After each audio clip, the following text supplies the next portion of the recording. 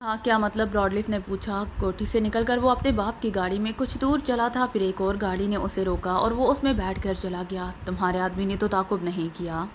किया था मगर इन लोगों ने दाश दे दिया, कारल ने कहा। एक सिग्नल पर वो निकल गए और हमारे आदमी को सुर्ख बत्ती की वजह से रुकना पड़ गया। गाड़ी का नंबर है? रॉडलिफ ने पूछा। हाँ मगर वो नंबर जाली निकला है।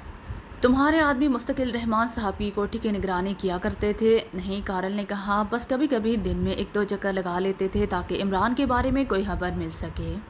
आज भी हमारा आदमी इसी नीयत से उधर गया था और वो ठीक इस वक्त वहाँ पहुँचा था जब इमरान कोठी से निकल रहा था। लेकिन ये मेहनत बेकार क्यों गई? हाँ, कारल ने कहा, बहरहाल अब हम उसे ढूंढ निकालेंगे। वो किस तरह से? रॉडलिफ ने पूछा। हम उसके सारे ठिकानों से आगाह हैं, उसके मिलने जुलने वालों से भी वाकफियत है। सिर्फ दो आदमी सामने आए थे और उनका ताकुब करके सातों के सातों आदमी हमारे सामने आ चुके हैं बमा इमरान। गोया आठवां फर्द वो है जिसने ऑपरेशन एक्स में हिस्सा नहीं लिया। नहीं, कारल ने कहा, आठवां फर्द वो गद्दार है जिसे हम पड़ोसी मुल्क से इस वक्त जख्मी हालत में इसराइल लेकर गए थे जब इमरान और उसके साथियों ने एटमी तनसीबात पर हमले के लिए आने वाले मिशन डेविड स्टार वाले तैयारों को तबाह कर दिया था और उसे जख्मी हालत में छोड़कर एक तैयारा ले उड़े थे। ओ तो ये वो लोग हैं? रॉडलिफ ने चौंक कर कहा। हाँ, और इसी फर्द ने जिसकी हमने ज़िंदगी बचाई थी, हमारे साथ ऑपरेशन एक्स में गद्दारी की और इन लोगों की मदद की थी। उसका नाम सफदर सईद है। इसका ब्रेन वॉश नहीं किया गया था मगर हैरत है कि उस पर असर नहीं हुआ था तो उसे फील्ड में क्यों आने दिया था? रॉडलिफ ने कहा।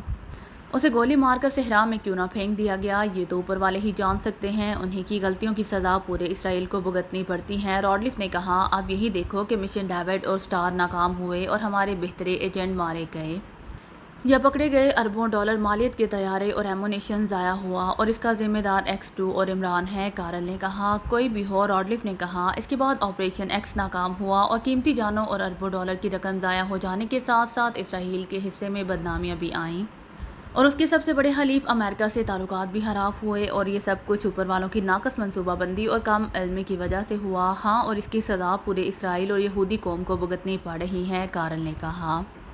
और ये महज इन आदमियों की वजह से जो सीक्रेट सर्विस की जान है और एक्स2 जिनका सरबराह और इमरान दाहना हाथ है। इस हाथ को तो मैं काट कर फेंक दूंगा, रॉडलिफ ने कहा। जब से मिशन डेविड, स्टार और ऑपरेशन एक्स की नाकामी की खबरें सुनी हैं, मेरा खून खोल रहा है। एक लम्हे के लिए भी मैं चैन से नहीं सो सका हूँ। अब तो ये केस तुम्हें ही सौंपा गया है ना? कारल ने कहा।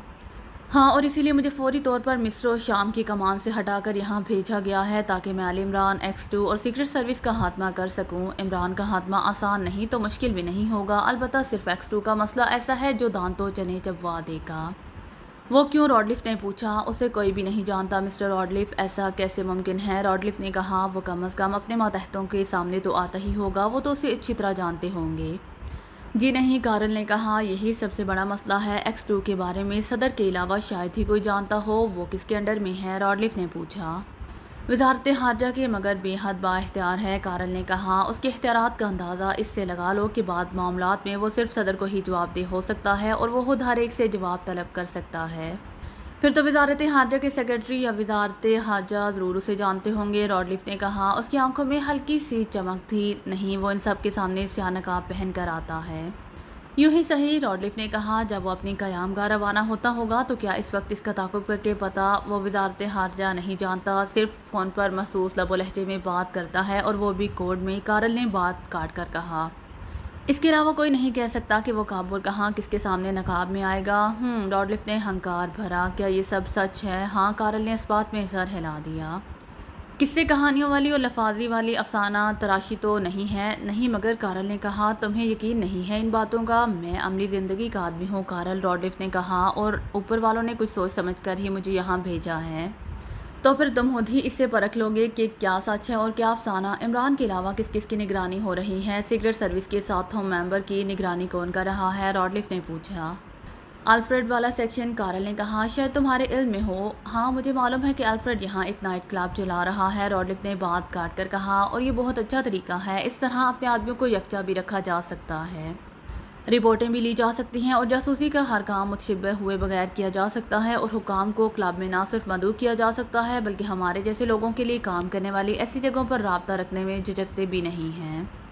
यही सब कुछ हो रहा है, कारल ने कहा। और अल्फ्रेड के अलावा कोई और खास आदमी हमारा अब तक सामने नहीं हुआ है। गुड, रॉडलिफ ने कहा। उनकी रिपोर्टें मिली हैं?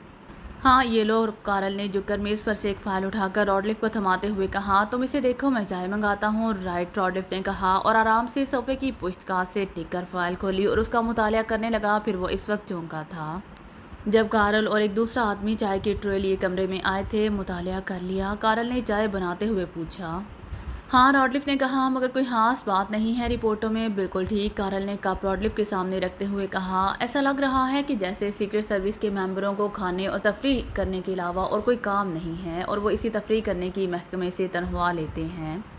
ان لوگوں سے پوچھ گچھ کی تھی؟ ہاں، کارل نے کہا، یہ جانتے ہوئے بھی کہ نتیجہ صفر نکلے گا۔ ہم نے ان لوگوں کو اغوا کر کے X2 کے بارے میں پوچھ گچھ کی تھی، پھر نتیجہ صفر ہی نکلا کیا؟ راڈلف نے پوچھا۔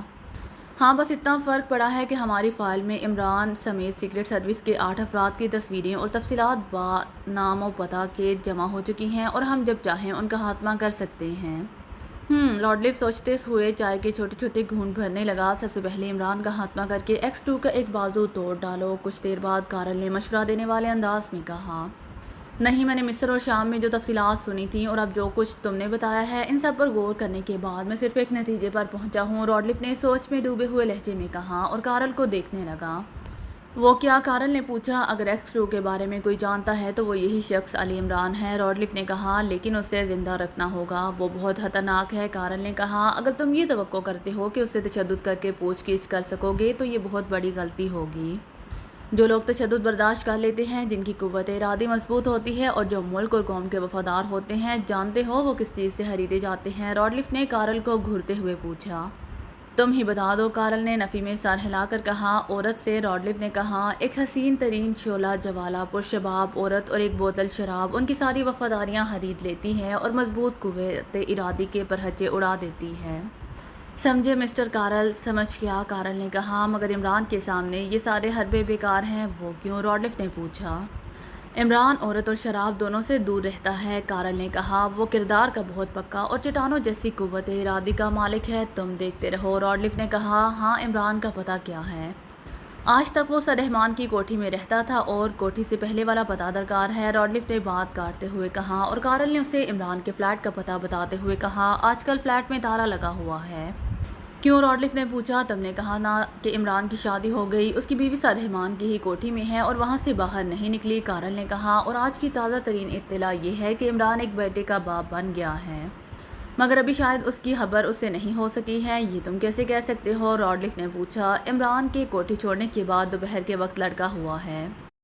راڈلف نے ہنکار بھرا۔ رحمان کوٹھی کی نگرانی کراؤ، میرا خیال ہے کہ عمران لڑکی کی پیدائش کی خبر سن کر کوٹھی ضرور پہنچے گا۔ یہ اطلاع مجھے بھی ملی ہے، الفریڈ نے جیسے ہی مجھے اطلاع دی میں نے کوٹھی کی مکمل نگرانی کروانے کے لیے کہہ دیا ہے، کارل نے بتایا، اور فلیٹ کی نگرانی بھی کراتے رہو۔ مگر وہ تو بند ہے، کارل نے چونک کر کہا، تمہیں کیا پتا کہ کب کون فلیٹ کا تالا کھول کر اندر آتا جاتا ہے، راڈلف نے کہا، اور کارل اس بات میں گردن ہلا کر بولا، تم نے ٹھیک کہا ہے، ابھی فلیٹ کی نگرانی شروع کرا دیتا ہوں۔ میرے بارے میں الفریڈ کو کیا بتایا ہے؟ کچھ بھی نہیں، کارل نے کہا، تم سے مشورہ کیے بغیر کیسے بتا دیتا؟ عقل مندی کی ہے، راڈلف نے کہا، فی الحال میرے بارے میں کچھ نہیں بتاؤ، بلکہ تم ہی انہیں ہینڈل کرتے رہو، مجھے جو بھی کام کرانا ہوگا وہ تمہاری معرفت الفریڈ اور اس کے آدمیوں سے کراتا رہوں گا، جیسے تمہاری مرضی، کارل نے کہا، میں نے تمہاری رہائش کا بندوبست اپنے ساتھ ہی کر دیا ہے، ٹھیک ہے یا نہیں؟ فی الحال ٹھیک ہے، راڈلف نے کہا، آگے جیسے حالات ہوں گے اس طرح کر لیا جائے گا، الجھنے اور پریشان ہونے کی ضرورت نہیں ہے۔ میں کبھی پریشان نہیں ہوتا مسٹر راڈلف، کارل نے کہا۔ ہاں، کیا آج رات آپ ٹپ ٹاپ میں میرے ساتھ ڈنر کرنا پسند کریں گے؟ کوئی خاص بات؟ راڈلف نے پوچھا۔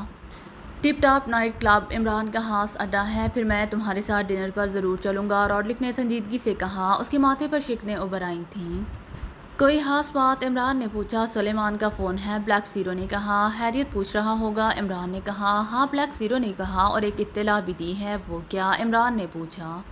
آپ خود ہی بات کر لیں، بلیک زیرو نے کہا، اور ریسیور عمران کی طرف بڑھا دیا۔ عمران نے ریسیور لیا اور بلیک زیرو کو گھورنے لگا۔ ایسی کیا بات ہے جو تم مجھے نہیں بتلا سکتے؟ آپ سلیمان سے بات کر لیں، بلیک زیرو نے کہا۔ عمران نے ہنکار بھرا اور ریسیور کان سے لگاتے ہوئے اپنے مخصوص لہجے میں بولا، ہیلو سلیمان کے بچے، کیا حال ہے تیرا؟ آپ یعنی کہ آپ ہی بول رہے ہیں نا؟ سلیمان کی کپکپاتی ہوئی آواز آئی اور عمران گھر آ کر بولا، نہیں، یہ میں نہیں، میری روح عالم بالا نمبر 7 سے بول رہی ہے۔ یقین آ گیا جناب کہ آپ ہی بول رہے ہیں۔ دوسری جانب سے سلیمان کی آواز آئی، اس کے لب و لہجے سے خوشی پھوٹی پڑ رہی تھی۔ تو بول کہاں سے رہا ہے؟ عمران گرایا تھا کوٹھی سے صاحب، سلیمان کی آواز آئی۔ کیوں؟ عمران نے پوچھا۔ فلیٹ کیوں بند کیا ہے؟ بڑے صاحب نے بلا بھیجا تھا صاحب۔ کس لیے؟ عمران نے پوچھا۔ چھوٹی بی بی کی خدمت کے لیے، سلیمان کی آواز آئی۔ کون سی چھوٹی بی بی؟ ثریا کی بچی کی بات کر رہا ہے؟ نہیں صاحب، میں نائلہ عرشی بی بی کی بات کر رہا ہوں۔ ابے تو اس کی خدمت کرتا ہے؟ عمران گرایا۔ میں نہیں، گل رخ، سلیمان نے جلدی سے کہا۔ مجھے تو گل رخ کے ساتھ ہی جانا پڑا تھا صاحب، ایسا لگ رہا ہے جیسے میں گرداماد بن گیا ہوں۔ ہائے! عمران گرایا، یہ تو گرداماد کیسے بن گیا؟ وہ کوٹھی کو اپنا میکہ ہی کہتی ہے صاحب، سلیمان کی رو دینے والی آواز آئی، اور اس طرح حکم چلا رہی ہے جیسے واقعی یہ اس کا میکہ ہو۔ پھر بھاگا وہاں سے۔ عمران نے کہا، فلیٹ میں جانا ٹھیک نہیں ہے صاحب۔ وہ کیوں؟ عمران نے پوچھا۔ کیا وہاں جن بھوت آ گئے ہیں؟ نہیں صاحب، سلیمان کی آواز آئی۔ آپ کی کوٹھی سے نکلتے کی خبر سنتے ہی میں بھی چل پڑا تھا، سوچا آپ فلیٹ ہی ہوں گے، مگر کیا؟ بول چپ کیوں ہے رے؟ فلیٹ پہنچا تو وہ بند ملا، پھر بلڈنگ سے باہر آ کر ایسا محسوس ہوا جیسے کوئی وہاں نگرانی کر رہا ہو۔ سلیمان نے بتایا۔ ہائے، تو پورا جاسوس نمبر 410 بن گیا ہے صاحب، ان میں سے ایک نے میرا تعاقب بھی کیا تھا۔ اچھا، عمران نے کہا، پھر تو نے کیا کیا؟ بچہ جی کو خوب چکر دیے اور بھگا دیا۔ وہ کیسے؟ عمران جھلا کر بولا، پوری بات بتاؤ۔ پیدل ہی سڑکوں پر گھماتا رہا، جب 2 گھنٹے ہو گئے تو میں ایک پبلک لیٹرین میں گھس کر دوسری جانب سے نکلا اور بس میں سوار ہو گیا۔ وہ تیسرے پیچھے نہیں آیا کیا؟ عمران نے پوچھا۔ نہیں صاحب، وہ تو اس بدبو والے پبلک لیٹرین میں گھسنے کی ہمت ہی نہیں کر سکا تھا، اسی لیے تو میں وہاں گھسا تھا۔ کوئی غیر ملکی تھا وہ؟ عمران نے پوچھا۔ جی صاحب، سرخ سفید چہرے والا آدمی تھا وہ، اور اس نے نیلا سوٹ پہن رکھا تھا اور جسم دبلا پتلا تھا، سلیمان نے بتایا۔ تو یہ بات ہے؟ عمران نے کہا۔ جی ہاں صاحب، پھر واپسی میں بھی میں نے اسے دیکھا تھا۔ واپسی میں؟ عمران چونکا۔ کیا اول فول بک رہے ہو سلیمان کے بچے؟ صحیح کہہ رہا ہوں صاحب، ہوا یہ کہ میں غلط بس میں چڑھ گیا، واپس پھر دوسری بس سے آیا تو میں نے اس آدمی کو ایک جگہ دیکھا تھا۔ کون سی جگہ؟ عمران نے پوچھا۔ گرین پلازا ہے نا صاحب، سلیمان نے کہا۔ میں نے اسے گرین پلازا کے سامنے ہی ایک گاڑی سے اتر کر عمارت میں جاتے دیکھا ہے۔ اور تو بس میں بیٹھا تھا؟ کیوں؟ عمران نے پوچھا۔ جی صاحب، سلیمان کی آواز آئی۔ آپ کو پتہ ہے نا صاحب کہ 11 زیڈ کی بس گرین پلازا کے پاس ختم ہو جاتی ہے، اسی لیے میں اسے دیکھ سکا تھا۔ اچھا بس بند کرو اپنی بکواس۔ کر دوں گا بند صاحب، پہلے مٹھائی کے پیسے دیجیے۔ وہ کیوں؟ عمران نے پوچھا۔ اور ہاں یہ تو بتا کہ جب وہ نائلہ تہھانے میں بند تھی تو گل رخ اس کی خدمت کیسے کرتی تھی؟ پتہ نہیں صاحب، سلیمان نے کہا۔ ویسے نائلہ عرشی بٹیا روزانہ دوپہر کو اوپر آیا کرتی تھیں اور دوپہر کا کھانا سب کے ساتھ کھاتی تھیں روزانہ؟ عمران نے پوچھا۔ میں نے بہت سی مرتبہ دوپہر کو انہیں اوپر دیکھا ہے۔ ابے پھر تو میں تہھانے میں میرے پاس کیوں نہیں آ گیا؟ صاحب، جس کمرے سے تہھانے کا راستہ تھا وہاں 2 پولیس انسپکٹر ہر وقت بیٹھے رہتے تھے، سلیمان نے کہا۔ میں کیسے پہنچتا وہاں؟ اچھا بس زیادہ باتیں نہ بنا، نمک عذاب نہیں، وہ کیا کہتے ہیں اسے؟ ابے بول نہ، چپ کیوں ہے؟ نمک حلال، سلیمان نے کہا۔ ہاں نمک حلال، مگر تو نمک حلال کیسے ہو سکتا ہے؟ ایسے صاحب کہ آپ 100 روپے مجھے اور گل رخ کو مٹھائی کھانے کے لیے دینے والے ہیں، سلیمان کی آواز آئی۔ اور عمران منہ بنا کر بولا، کیوں؟ کیا تم دونوں تجدید نکاح کر رہے ہو؟ نہیں صاحب، خوشی کی بات ہے، سلیمان نے کہا، اور خوشی کے مواقعوں پر تو مٹھائی کھلائی بھی جاتی ہے اور بانٹی بھی جاتی ہے۔ اچھا، عمران نے کہا، کون سی خوشی ہوئی ہے تجھے؟ مجھے نہیں، آپ کو، سلیمان نے کہا۔ مبارک ہو صاحب، مبارکباد کے بچے، پوری بات کیوں نہیں بتلاتا؟ عمران گرا کر بولا۔ وہ نائلہ عرشی کے ہاں لڑکا ہوا ہے صاحب، سلیمان نے کہا، اور عمران کے جسم میں سنسنی سی دوڑ گئی، بجلی کی سی لہریں سر سے پیر تک گونج گئی تھیں۔ ایک لمحے کے لیے وہ سکتے میں رہ گیا تھا، مگر دوسرے ہی لمحے اس نے خود پر قابو پا لیا، اور یہ وقفہ اتنا کم تھا کہ بلیک زیرو بھی کچھ محسوس نہیں کر سکا تھا۔ تو پھر میں کیا کروں؟ عمران گرا کر بولا۔ وہ مٹھائی صاحب، سلیمان نے کہا۔ مٹھائی کے بچے، فلیٹ کب پہنچ رہا ہے؟ عمران غصیلے لہجے میں بولا۔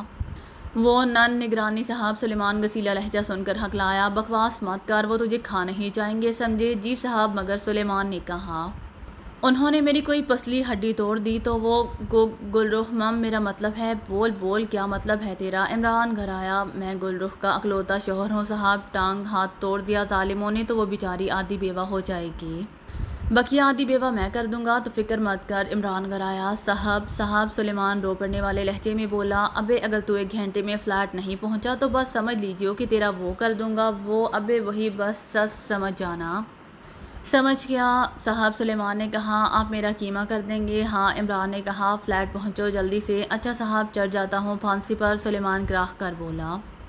اور دیکھ، عمران نے کہا، پھانسی کے پھندے پر پہنچ کر مجھے کال ضرور کریو اور یہ بتائیو کہ اب بھی نگرانی ہو رہی ہے یا نہیں؟ اچھا صاحب، سلیمان رونے والی آواز میں بولا۔ اور بڑے صاحب سے کہہ دے کہ مجھے ان دونوں کے بارے میں کچھ بتانے کی ضرورت نہیں ہے، سمجھا؟ عمران نے کہا اور جواب سنے بغیر ریسیور کریڈل پر ڈال دیا۔ ذہن سائیں سائیں کر رہا تھا مگر چہرے پر صرف حماقتیں لہرا رہی تھیں۔ تو آپ کے لڑکا ہوا ہے؟ بلیک زیرو نے عمران کا چہرہ دیکھتے ہوئے کہا۔ مانگو، تم بھی مٹھائی مانگو، عمران ہاتھ نچا کر بولا۔ آگے کا کیا پروگرام ہے؟ بلیک زیرو نے فوراً بات بدلی۔ الفریڈ کے آدمیوں کی نگرانی کرائی جاتی رہے یا یہ کہ سب سے پہلے گرین پلازا کی نگرانی کے لیے کسی کو بھیج دو؟ عمران نے کہا۔ وہاں سرخ سفید چہرے والے ایک غیر ملکی کی نگرانی کرنا ہے؟ Green plaza? بلیک زیرو نے دہرایا۔ یہ تو الفریڈ کی رہائش گاہ کا پتہ ہے، وہ گرین پلازا ہی کے ایک فلیٹ میں مقیم ہے۔ تو پھر وہ غیر ملکی اسی کے ہاں ٹھہرا ہوگا؟ ایسا ہی لگتا ہے جناب، بلیک زیرو نے کہا۔ اس کے علاوہ؟ عمران نے کہا، پھر خاموش ہو کر کچھ سوچنے لگا۔ کیا کہنا چاہ رہے تھے آپ؟ بلیک زیرو نے پوچھا۔